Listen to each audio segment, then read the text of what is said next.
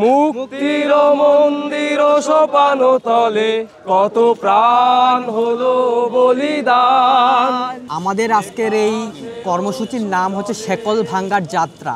আমরা দেখতে পেয়েছি যে এই বিশ্ববিদ্যালয় নানান সমস্যায় জর্জরিত। এই বিশ্ববিদ্যালয়ের শিক্ষার্থীদের গণতান্ত্রিক অধিকার নানাভাবে হচ্ছে যে হরণ করা হয়ে থাকে এবং তাদের মানবিক কোনো মর্যাদা নেই।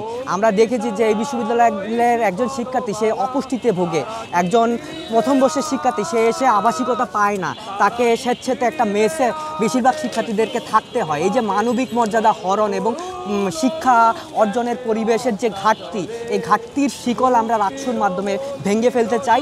আমরা একটা নতুন যাত্রা শুরু করতে চাই। এজন্য আজকের এই আয়োজন।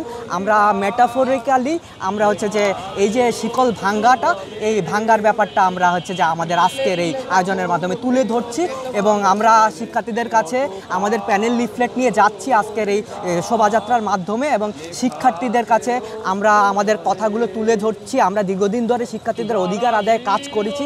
আমরা শিক্ষার্থীদের লড়াইয়ের পক্ষে শক্তি এবং আমরা মনে করি যে শিক্ষার্থীরা আমাদেরকে এই পরশু দিনের যে রাকসু, এই রাকসুতে আমাদেরকে হচ্ছে যে এই লড়াইয়ের শক্তি হিসাবে বিজয়ী করবে। লেখা আছে অশ্রু জলে, লেখা আছে অশ্রু জলে।